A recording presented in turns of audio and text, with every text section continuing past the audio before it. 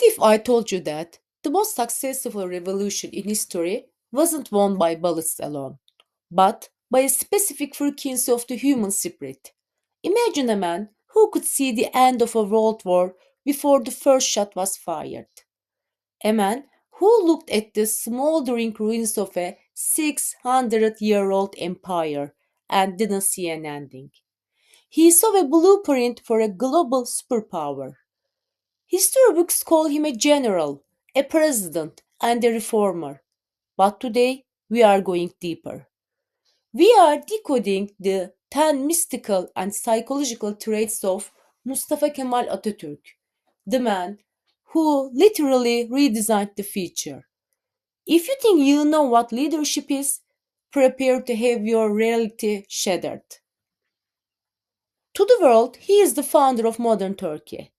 But to understand his genius, you must understand the impossible odds he faced. In the early 20th century, the Ottoman Empire was collapsing under its own weight and being torn apart by global superpowers. Amidst this total darkness, one man emerged. He didn't just win a war of independence, he executed a total software update on an entire civilization. In less than a decade, he replaced an ancient script, granted women full political rights before most Western nations, and built a secular democracy in a region defined by theocracy. How did one man achieve what usually takes centuries? The answer lies in his spirit. Transcendent vision. His mind didn't live in the present. It inhabited a timeline 20 years ahead. This wasn't just guessing, it was a profound atmospheric reading of history. In 1940, while the world was caught in the romanticism of war, he accurately predicted the total collapse of the major empires of the era. Even during his final years, he warned of a second, even more devastating world war, identifying the exact geopolitical tensions that would trigger it. He lived his life as if the future was already a memory. Collective consciousness. He possessed the rare spiritual ability to dissolve his personal ego into the identity of his people. He didn't lead over them, he led as them. When offered absolute power or immense personal wealth, he constantly redirected the glory to the nation. He famously said that his only strength came from the heart of the people. By removing the self from his vocabulary and replacing it with the collective, he tapped into a limitless reservoir of national energy that no dictator could ever reach. Magnetic presence. There is a specific energy, an aura, that some leaders possess that silences a room before they speak. Atatürk's charisma was described by foreign diplomats as electric and piercing. During the darkest hours of the Gallipoli campaign, when morale was non existent, his mere presence on the front lines shifted the molecular energy of the battlefield. Soldiers didn't just follow his orders, they were transformed by his conviction. His eyes weren't just looking at the enemy, they were looking through the impossibility of defeat. The manifestation mindset. He was a master of mental rehearsal. He would visualize the modern, developed nation so vividly that he, his physical world had no choice but to align with his vision. In 1990, standing on a pier while enemy warships occupied his capital, he calmly said that they would leave just as they had arrived. To everyone else, it was a delusion. To him, it was a fact that hadn't happened yet. He manifested a victory that the laws of mathematics and resources said was impossible.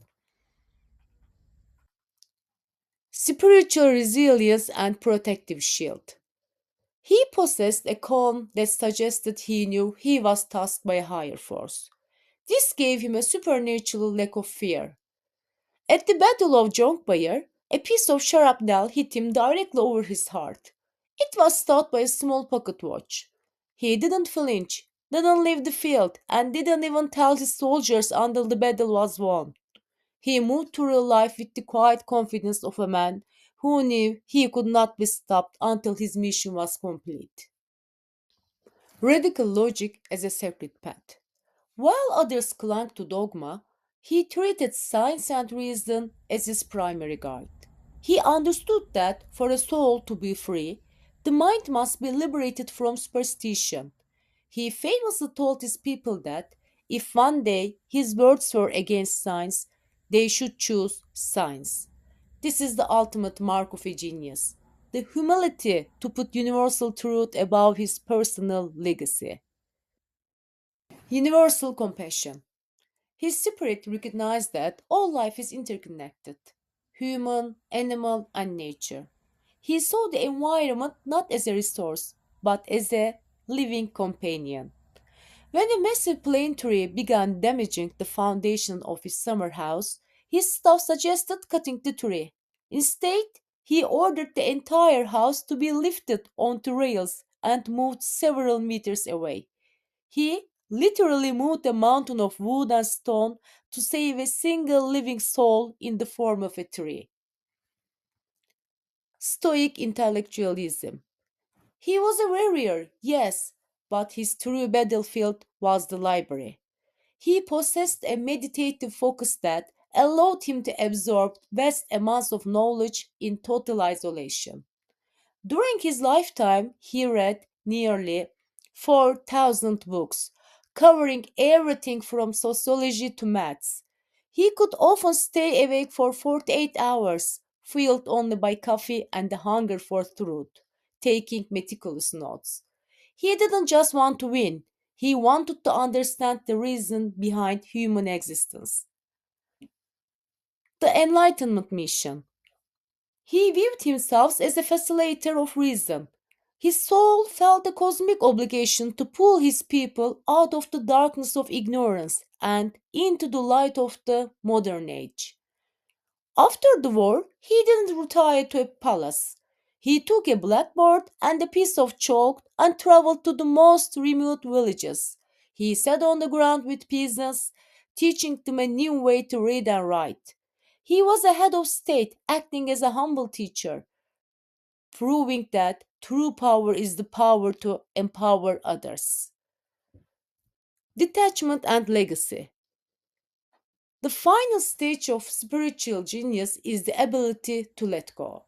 He built a system designed to outlive him, ensuring that he was not a one man show, but a perpetual motion machine.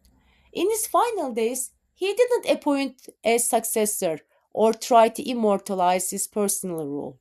He entrusted the future to the youth. He died with the peace of a man who had fulfilled his soul's contract with history, knowing that his physical presence was no longer required for his spirit to live on. Atatürk's life is not a chapter in a history book. It is a blueprint for your own existence. He proved that no matter how occupied your life feels, by fear, by doubt, or by the limitations others place on you, you have the eternal authority to declare your own independence. You don't need an army to change your world. You need the vision to see what doesn't exist yet, the discipline to study while others sleep, and the spirit to remain unshakable when the world says it's impossible. He once said that his body would one day turn to dust, but his work would stand forever. Today I ask you, what are you building in your own life? What legacy are you living that is bigger than yourself? Go out there, trust your intuition, and become the architect of your own tomorrow because the power you need is already within you.